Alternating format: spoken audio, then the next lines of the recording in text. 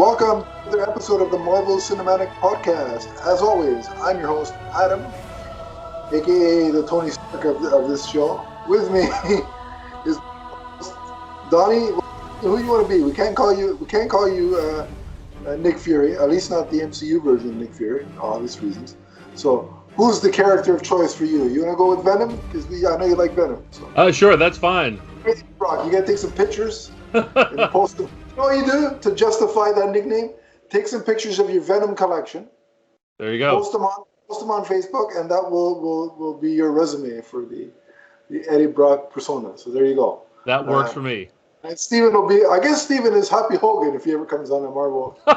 Because I'm Tony Stark, so he would be either that or Jarvis. So yeah, but Jarvis is infringing on his Alfred gimmick, so probably Happy Hogan is better for the purposes of our Marvel podcast. So Steven, from now on, when we do Captain America reviews, and you come on for an episode or two, you're going to be referred to as Happy Hogan. So be prepared. Instead of pancakes, you'll need to give me burgers. So plan accordingly. But yes. For those of you who might not know, I am the Emerald Enthusiast, here to ask you a question. What is a WandaVision podcast, if not nerd fandom persevering? That's a very good reworking of that line. Almost as good as my switcheroo of the Bad Cat Forever BS on the DC side of things. But well done. You're learning well, my friend. You're learning well. Yes. Taught me well. Yeah. I'm not a Jedi yet. Yeah, not yet. Now we're getting into a whole different podcast. That is not yet on the network, but may one day be. We'll see. Who knows? But yeah, we're here obviously to wrap up WandaVision. We're here to discuss the finale of WandaVision. Programming note: we have seen, at least I have, and I think Donnie has too. We have seen Falcon and the Winter Soldier episode 1. Yes. And what we're going to do, and this fulfills my requirement and probably yours too, of what we've been watching on the Marvel side. But what we're going to do is we're going to do 2 episodes at a time of WandaVision. Of Falcon and Winter Soldier. Yes. And because it's only 6 episodes, we will do obviously 3 episodes devoted to that, and that will be coming at you, in the next couple of weeks or so. So be on the lookout for that. But we have business to attend to, and that is the discussing the finale of WandaVision, Donnie. So fill us in. What happened since last we left our viewers/listeners? Well, we are on episode 9 now, and episode 9 picks up where episode 8 left off, directly where episode 8 left off. Yeah. And this episode is entitled The Series Finale. And really, how do you end a series like this, something that is this ambitious? But I think they did a good job here because it picks up with, they're in the Westview Anomaly, and we see Agatha face-to-face with Wanda. And, of course, Agatha has Speed and Wiccan all wrapped up in her magic. And Wanda, of course, is very frightened. And we see the big final showdown. This is almost an entire episode of big final showdown. The whole episode is an hour fight scene, basically. Yeah. Now, not that you don't get some good character moments and some good narrative. Yeah. But one of the things I like here is, Agatha says, "Why don't you give me your power?" She was like, "You don't know how to use it. Well, why don't you give me your power? I take power from the undeserving," she says. And I liked how, Wanda, kind of looked at her and was like, "All right, you think that?" And then she lifts a car from behind her and smashes her with the car. It was, Wanda smash moment. And she knocks her into one of the houses. And then we see what I believe is an allusion to the Wizard of Oz with Agatha's feet sticking out of the house, which reminded me of the Wizard of Oz. Yeah. Absolutely. Yeah. So now at this point, we see what is a really scary moment. We see the White Vision show up. Now, for those of you who may not have watched episode 8, the White Vision is actually the body of it's basically the real Vision. It's the body of the real Vision. who has been reactivated by Sword. And he shows up, and of course, Wanda realizes who it is, and she goes over to him, and she's like, Vision. And as soon as he put his hand on her face, I was like, something bad is going to happen here. And he gives her like an Andre the Giant head smash, you know? And you can hear the her skull kind of creaking under his grip, and I was like, wow, this is dark, you know? Yeah, it's a little disturbing, especially by Marvel standards. That's really, really dark. Yeah. So she's saved, though, by the Westview Vision. Now, that's the character that we have seen up until this point, referring to himself as Vision. And later on, he actually calls himself... I call him Vision, fake Vision. He refers to himself as a conditional vision. Yeah, later on in the episode. Condition, then, I guess it would be called. Yeah. Is that how the kids would do it? I don't know. They mishmash everything. I'm just trying to follow the trends. Yeah. Well, you know, it's funny this week. There are a lot of memes coming out about WandaVision, and one of them was Vision referred to as Vishon. Okay, I don't know if you've seen that one, but it says, it was what does it say? What is swag? What is drip if not swag persevering? Now, if it hadn't been for me on Twitter, I would not have known what either one of those words meant. But young people educated me, so I was appreciative of that. Oh, good. You learn some things from young people. That's a rarity, I'll tell you. So Vision, the Westview Vision and the White Vision both fight up into the air. Again, it's an episode of battles. I'm telling you, Undertaker versus Undertaker here. A good comparison, yeah. Although much faster than that one. Oh, yeah. Can you imagine? Can you imagine they did you know how now they're doing cinematic matches every once in a while? Yes. Imagine an Undertaker versus Undertaker fight filmed by Zack Snyder. Imagine the slow-mo on that thing. It'd be real-life slow-mo, and then his added slow-mo. Oh, man, it would be a 4-hour match. That would be interesting to see Zack Snyder book a card. Yeah. I'd watch it. I would watch it. So the two of them fight up in the air, and the White Vision says, Wanda Maximoff must be neutralized. You must be destroyed. And here's the key moment. Westview Vision says, I know that. Which I thought that was kind of telling. That was the foreshadowing to, I realize that you're the real Vision, and I'm just kind of an aspect of personality. Right. And it was basically him saying, you know, I realize that I have a job to do so you can regain the belt, right? Exactly, yeah. He's the Brooklyn Brawler of the Visions. He's there to you do go. the job. Yeah, exactly. Yeah. And it actually harkened me back to the phase 1 of the Marvel movies, when you see the hero always fought like some like kind of darker version of himself. You know, Hulk and Abomination and was it Thor and of course Loki. Yes, yeah. And Ironmonger and Iron Man. And so that kind of harkened me back to that, thinking about that's kind of how they established the good old days heroes back then. Yeah. So then the scene cuts to Jimmy Woo outsmarting Hayward, which I thought was a very wonderful moment. And he's called in his buddies from Quantico, and he gets out of the handcuffs that Hayward put him in by saying flourish. Which I thought was, they tinge this because, again, it's a lot of really heavy stuff. They tinge it, of course, with humor. So what did you think of that scene? Well, yeah, I thought the humor worked perfectly. Again, it was timed right, and it wasn't like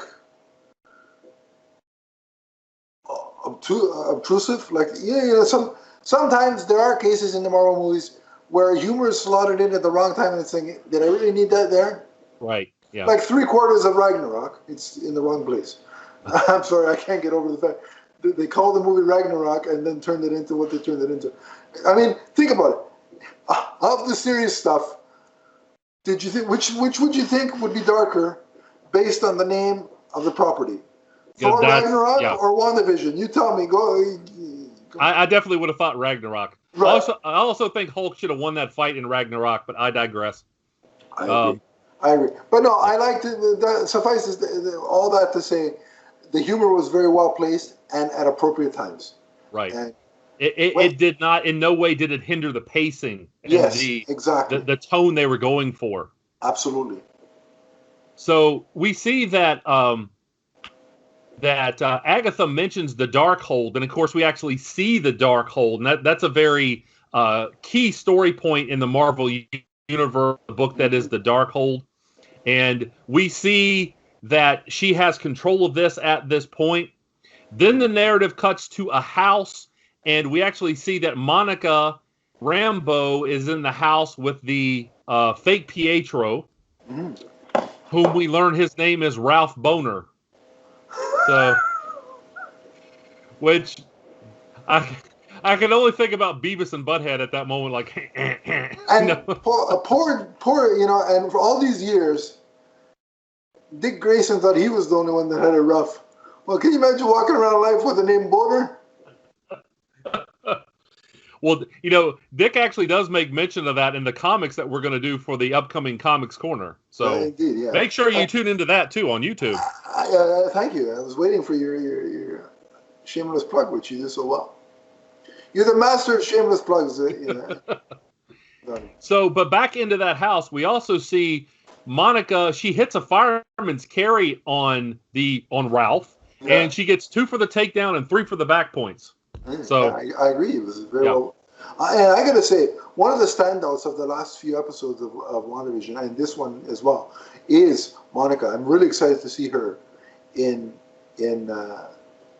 Captain Marvel 2. Captain Marvel, yeah. I believe, all the captains. I believe she's going to be a huge breakout star. They have laid the foundation for that character to be very meaningful. Indeed. And again, we know that the actress was Tiona Parrish.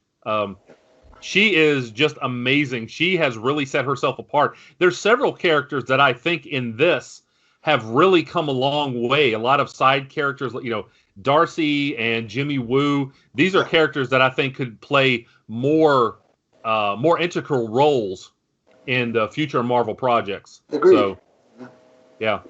Now, back in kind of the center of town, the Westview residents, they approach Wanda and they say, they're released temporarily by Agatha and they're themselves. And they say things to Wanda like, when you let us sleep, we have your nightmares. Again, that's some really dark stuff here. And she kind of panics and ends up choking them with her magic. Yeah, it's almost like she's an unintentional, at least to them, kind of, an unintentional villain. Yeah. I mean, she's doing this because essentially she had a grief-stricken psychological break. Let's be honest. Let's call a spade a spade. Yes. So she's not a villain in the strictest sense of the word, but to them, you can imagine them thinking, not nice things about her and thinking of her in that light. And well, she has compromised their free will. Yeah. So yeah, you can see why they would see her as villainous. Yeah. From their point of view, Many great truths are from a certain point of view. Indeed. Okay. So back in the center of town here. So she eventually lets them go. And again, I do want to point out that Wanda in the comics, we've talked about this a little bit. She is kind of a complex character. She's not immune to, her own emotions and maybe doing things that are kind of morally questionable. Yeah. So you kind of see her struggle with that here. So she opens up the hex. She finally decides, I've got to free these people.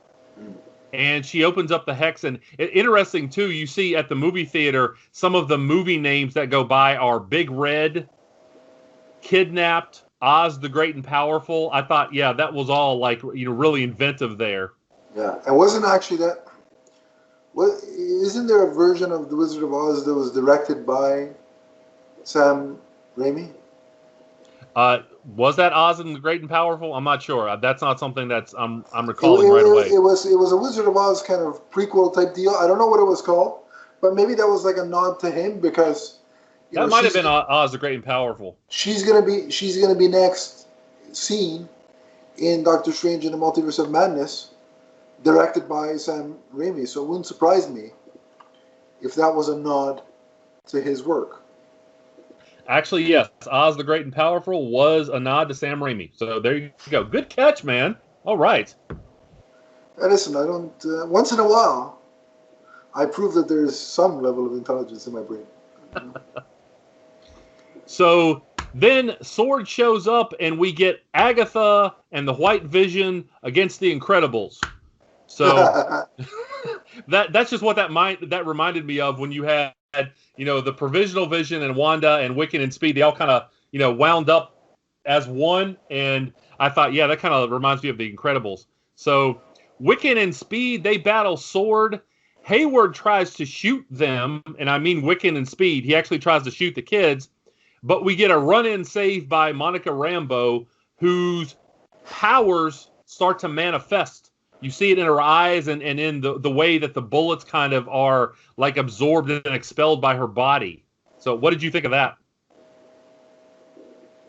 I think everything that we see in terms of visually,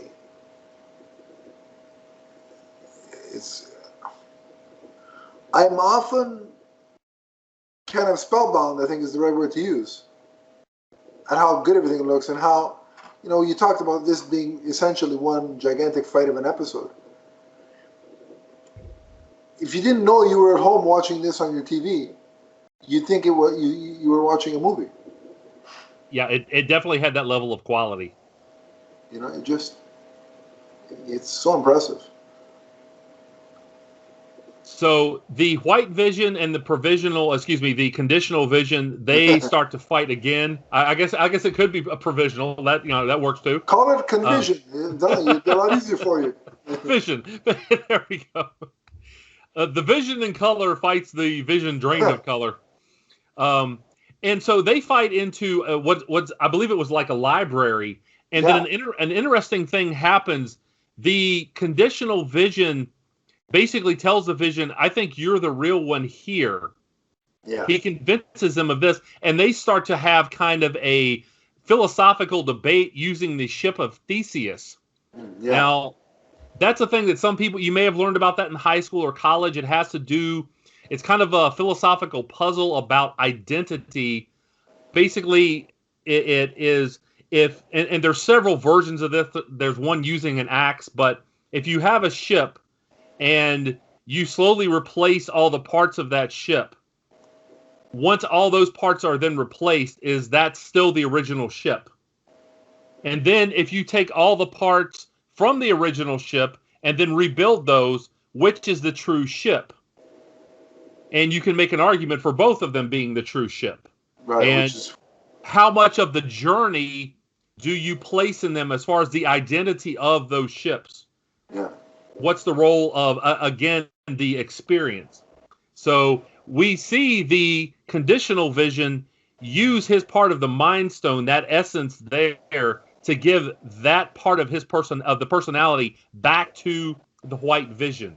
Right, yeah. And so then I guess the assumption at that point is that the Vision, the White Vision, the actual body is now back to being the actual complete Vision. Yeah.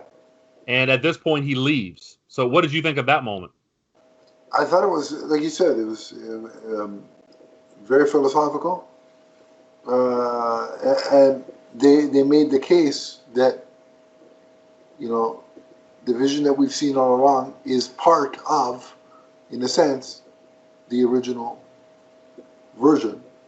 And now it's, with that moment where they have that sort of, the Mind Stone, I call it the mind meld, the Vulcan mind meld. And once they have that, now we have Vision is whole again. Right. And it's, he becomes the one true Vision. And, right. And it's like, for a while there, there was an NWO Black and White, and then the Wolfpack. And then eventually they merged and became the NWO again. So, yeah. What a wrestling references today. And this episode is sponsored by WWE. No, it's not. We don't get sued. And coincidentally, the Conditional Vision, he pokes the White Vision and gives him the finger poke of doom. Indeed, yeah. Oh, boy. Man, we're going deep in the lore today. Deep cuts today. So now Wanda and Agatha, they continue to fight. We see a scene where they seemingly like go back in time to like New Salem, where Agatha, where she was about to be burned at the stake. That was a really dark scene too. The visuals there. That was creepy. And you know what? So not only the visuals, the music. Yeah. You got to give credit to the composer because, man, it just added to the weirdness and the uncomfortableness of that scene. Yeah. Yeah. But at the end, near the end of that scene, it definitely reinforces Agatha's power levels. Yes. Well, and again, they fight back into Westview. They end up fighting again back in the sky, and Agatha seemingly drains Wanda of all of her power. Seemingly. Yeah. But we see that Wanda's learned a lesson, and she's pulled a fast one on Agatha. She has turned the tables. And what we see is that she's placed these like power runes in the sky where only she can use her magic within the confines of that space. And so she turns the table on Agatha, and in what is a beautiful visual, we finally see Wanda manifest a full Scarlet Witch costume. Oh, that was so, I mean. You were the first person I thought about. I was like, I bet Adam's jaw is on the floor right now. Oh, it was on the floor in several pieces. I had to pick it up and glue it back together. Yeah. Look, the Halloween costume it was cool to see the traditional version, but the upgraded version, oh my God, was it? Like, here's my comparison to it. And I'll use a DC reference because that's what we do here. We like both sides of the aisle. That's right. So, seeing Wanda in her Halloween version, which is the the true comic accurate version, and then seeing her in this, is my equivalent of seeing. Remember Adam West in the 60s? Oh, yes. That was a traditional version of Batman's comic book outfit, right? Mm-hmm. And then I saw Batman 89. And I was like, wow. I mean, that to me, when I think of Batman, that image of Michael Keaton is what. So that had the same effect. I'm like, yeah, I get that that's the original, but this to me is. But this works on a much different level. Yeah, and it was a beautiful compromise of the original and modern day costuming, and it just amazing. Right. And she looked like the way Elizabeth Olsen pulls that off. It's a mix of elegance, power, and eeriness, all wrapped in one. Right. Well, it's just because she's such a developed actress. I mean, she has, her range is so massive. This series, and no disrespect to Paul Bettany or anyone else in this, it really hinged on her ability to pull off the complexity of this. So, yeah. And again, and I want to say too, the costume, like I said, she looked gorgeous. I'm sure a lot of men out there were very happy to see. With my jaw on the floor. But it wasn't lewd. It wasn't some costume that was over the top and making her an object. I mean, it was it was really fitting for the moment. Yeah. And so you kind of see the end result of that. And of course, she turns Agatha back into the character that she was in the Westview Anomaly. Yeah. And that was kind of a fitting end. It was kind of, putting her in prison. Yeah, you're stuck here. It's kind of like their version of the Phantom Zone. Yeah, that it was. Guilty. I was waiting for it. Come on, come on, yeah, Elizabeth. You want to say it. Yeah, and the thing. Can you imagine if her Vision and the two boys were all like, guilty? Because Kevin Feige likes to watch Superman the movie every time he makes a Marvel movie. Like he said it many times. Before they start making a movie, he shows the crew of whatever that movie is, Superman the movie, and say, "This is the template." Right. Well, that's the kind of the progenitor, and I'm not a huge fan of that film, but that is what founded the genre, is Superman 78. So, I mean, how can you not have some level of respect? Yeah. So, but it was funny to see, it was darkly funny, I guess, to see how happy Agatha was to be, I'm staying here, and what she said, something like, is it hot in here, or is it just you in that outfit? And I was like, no, it's just her. I'm talking to the TV when that. Yeah. So then we see, like, kind of the really sad moment of all this, and that is the family returning to their home as the Hex, aka the Westview anomaly, contracts, and you see you see Wanda explain to Vision what he was and how she manifested him and the children. Yeah. And of course, they vanish. That was really heartbreaking for me to watch. It was. I mean, look, they even hint that at some point, they basically tell you without telling you that Vision will be back. Yes. It was more, and it's clear that Marvel has big plans for the kids, because we know there is development in some stage of a Young Avengers kind of deal. Right. And we'll get to that. There's 2 secret endings, and we got to talk about those too. And so we'll see those. But seeing, that moment where she's like, "Thank you for letting me be your mom," that was really heart-wrenching to watch. Yeah. And then... And the fact, watching Vision, basically disintegrate in front of her. Yeah. That version of the Vision that had been, all along throughout the series thinking, I'm a person, I'm an entity, and then all of a sudden he's gone. So... And then you see,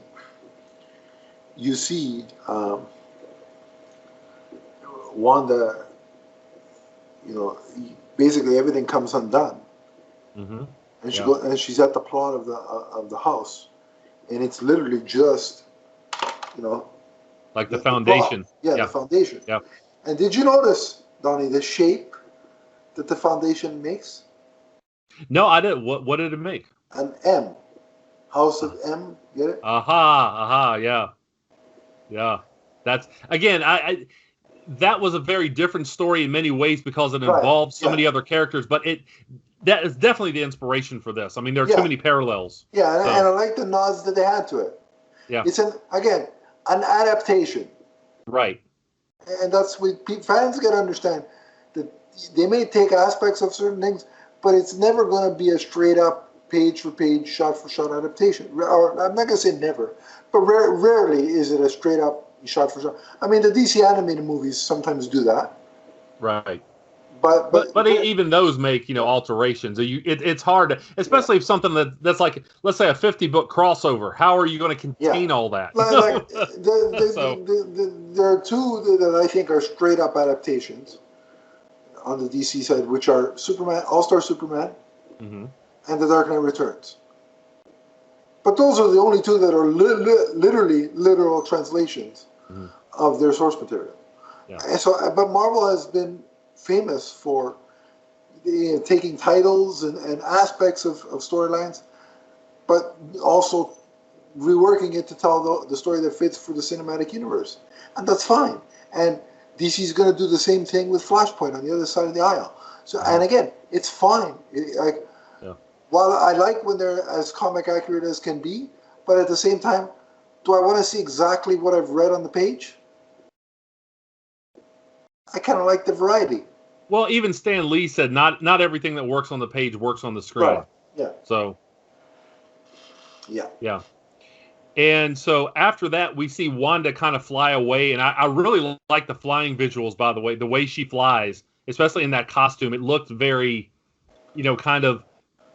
And I don't mean this like magical as in just great, although it was great, but it was kind of a mystical way of flying. It wasn't the usual way of flying.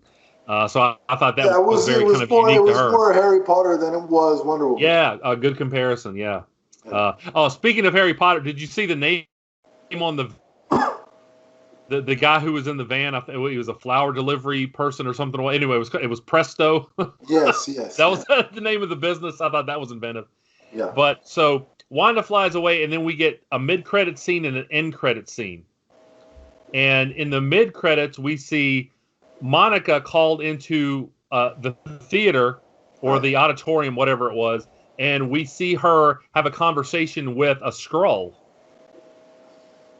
And they said he wants to have a word with you, which I think this Skrull is referencing the Supreme Intelligence And she says this, and so that seems to be the setup for Captain Marvel 2, I'm assuming.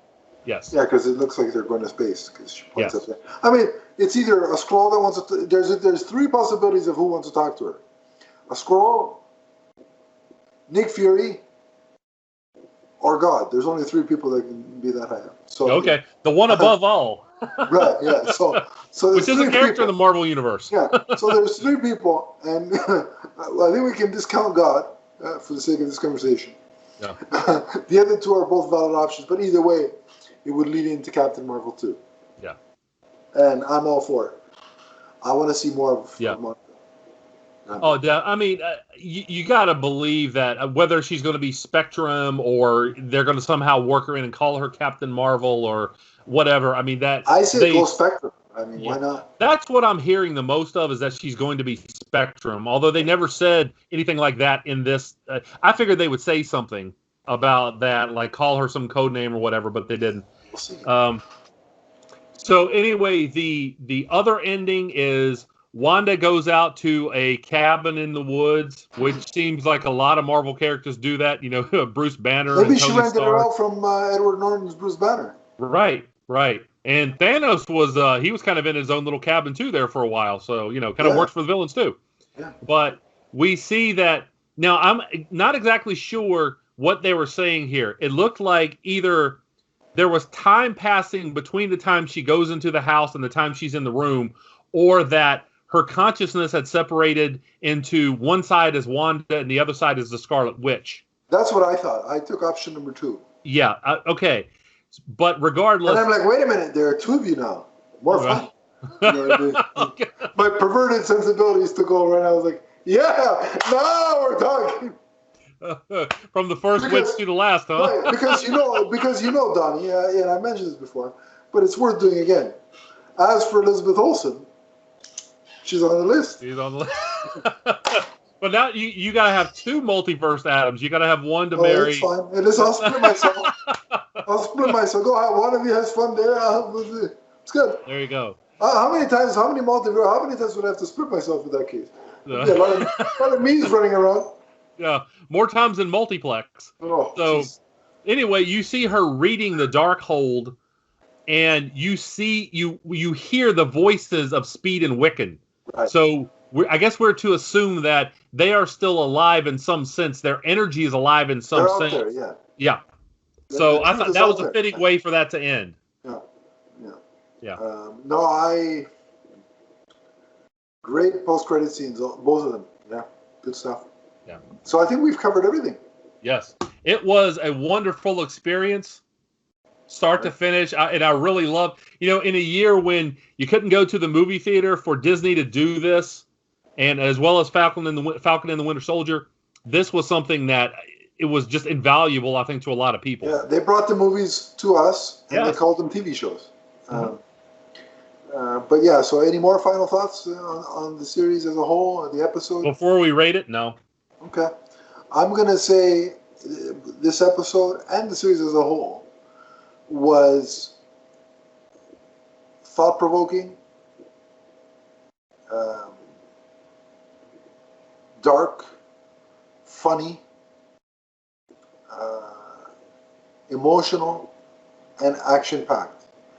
And that is, in my opinion, the perfect recipe, and I think everything you want in these superhero comic book adaptations. And this is one of the best outputs, pieces of content from the MCU, I think. Yes, and I'm going to say innovative, ambitious, and ultimately fun. Agreed. Yeah. So, with that, what's your rating, sir? As far as the episode, out of 10, there's one reason that I have to give it a 9. The only thing that I was disappointed in is that they set us up to see the door finally opened in the Marvel Cinematic Universe for the X-Men. That's what we thought, and that didn't happen.